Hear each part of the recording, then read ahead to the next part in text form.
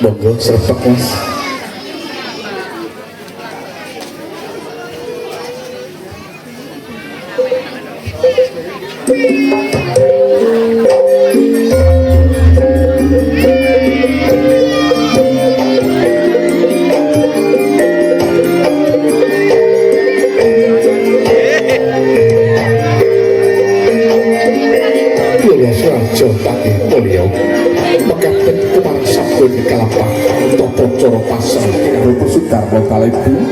lan bunyi panglung tunjuk bomo jambang minangka suling dopo Gus Wanto Balebu kang parisapun hanampi kadhereking sugih lengkap wonten papan panggan sakawit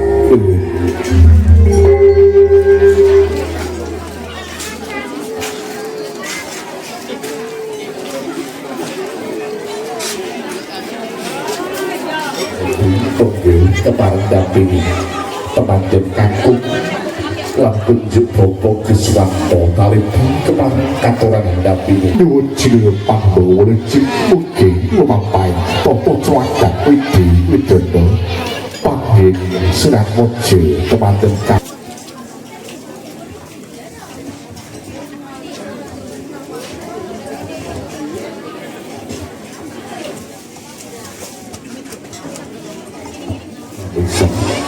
eko cakil peka toto upacara panggih pengantin Jawi adat adat wiwit wonten niat sedherek musrik lan tahayul punika hanamu kinarya sarana hanuwun sing kanugrahaning Gusti kang Maha Kawasa mugi pengantin kekalih anggenipun gesang bebrayan tansah pinaringan ayem-ayem miwah atut nuntut angin namun bali wismo panggih temanten kabeh waldo imbaning gongso kodok lor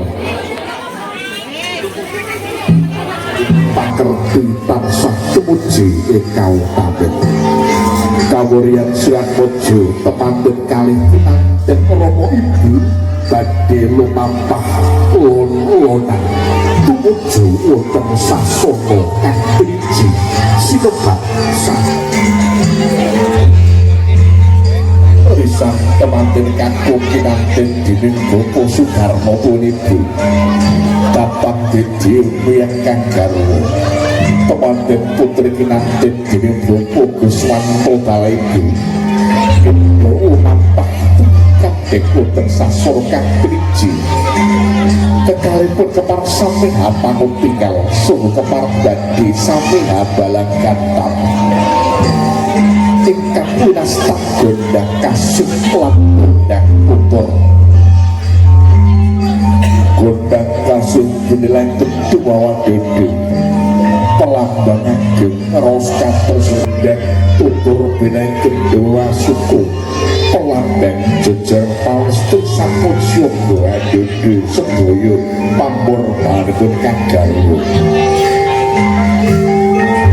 kemarin temanten kakung rocap canelo temanten putri kanti Rina Kundodok pukul wonten ngarsanipun Kang Garwa siglo sembah kol ngarsaning temanten kakung temanten kakung caca nelo noli tiga tinapak ngantos pecah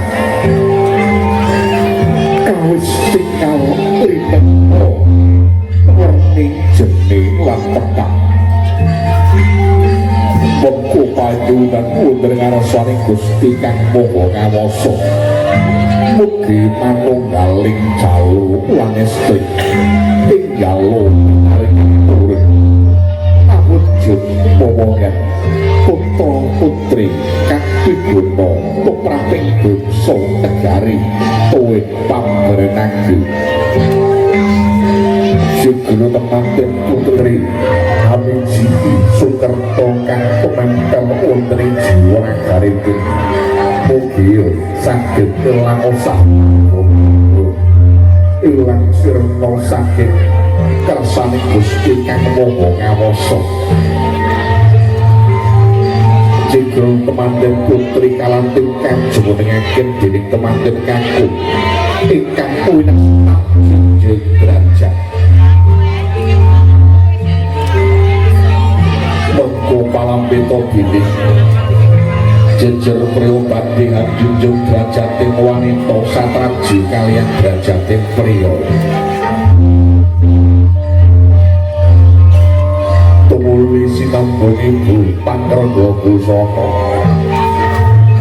keparengan murga wujuding panjang ilang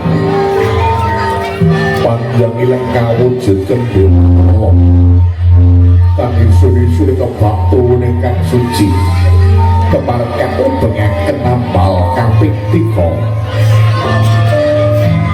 mengko palambeta bilih terima koropan saka kawruh nanging dunengake budidaya yaiku kang sewisan tumekaning jiji kaping 2 tumekaning wejeti lan kaping 3 tumekaning mesti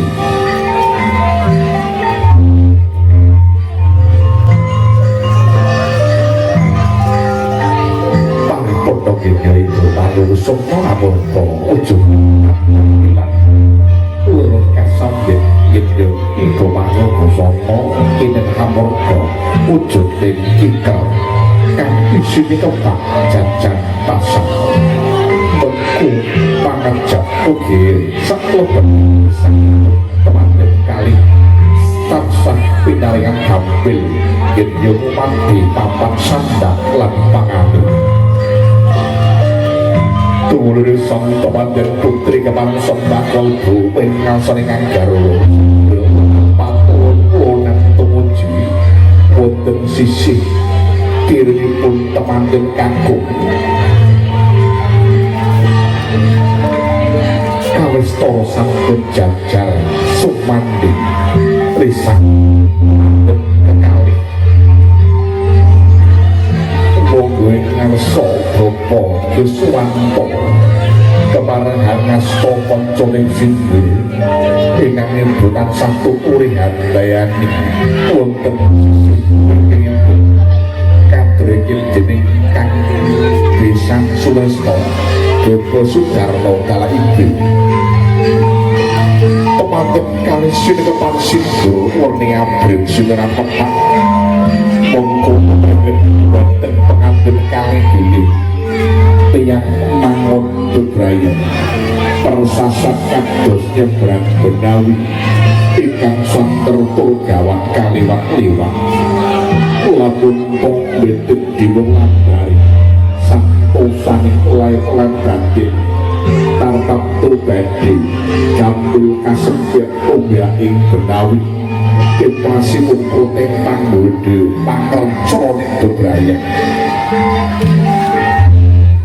lolos raharja pagi mulya lumampah tata cara adat indi widodo pagi temanten kali sikil temanten itu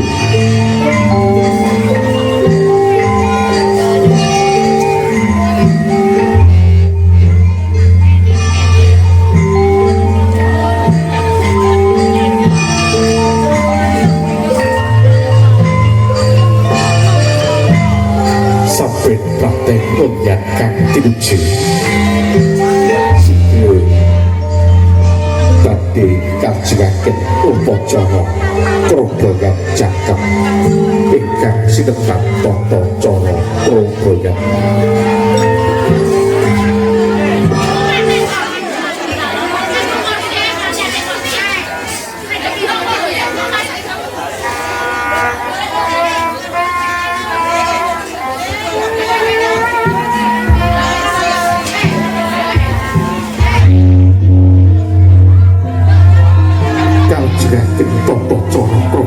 ikan semisal sinebat kelantong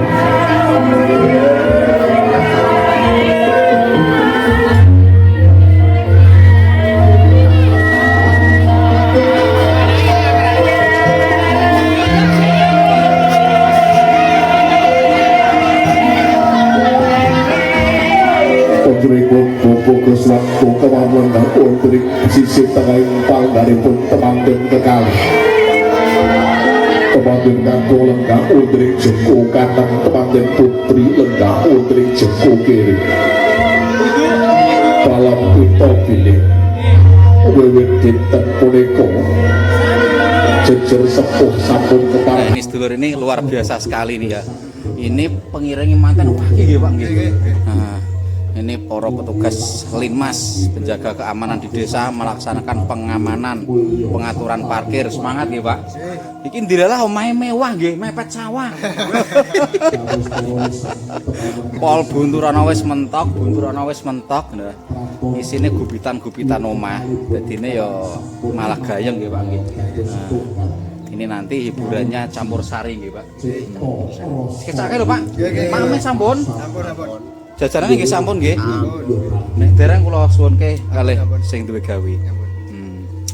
Matur nuwun.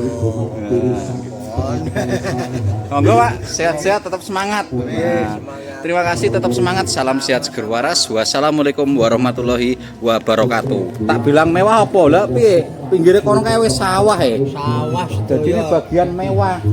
Mepet sawah. Dan ini kok nembe dugi?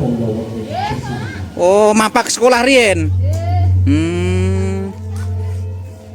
Iki para penyumbang atau napa ning ngarani buah nggih, Bu? Godunak godi niku isine apa ketok kok wabut banget. Pon adate nggih. Dadi nek desa kene iku buahe nggawa dunak, gawa wedi kaya ngene iki.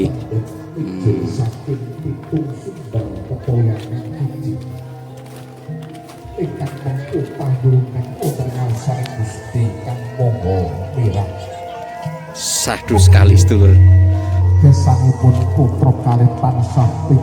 Nah sedulur, ini tak bosan-bosan ya kita promosikan. Ini alhamdulillah kemarin itu dapat pesanan buket dadaan.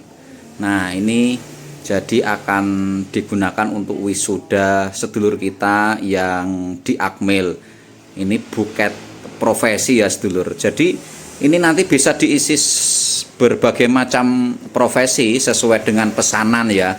Misal diganti boneka lain atau pernak-pernik lain itu bisa menyesuaikan dengan pesanan. Nah ini cantik sekali karena apa? Ada lampunya kelap-kelip, kelap-kelip untuk menemani momen spesial Anda. Pesennya nindi. Pesennya di toko Al Arif Blora. Lokasinya di depan lapangan Krida Lokan Jepon atau di sebelah selatan persis Sekolah MTS Negeri 1 Blora. Harga bersahabat, bisa pilih sesuai selera. Nah ini salah satunya seperti ini.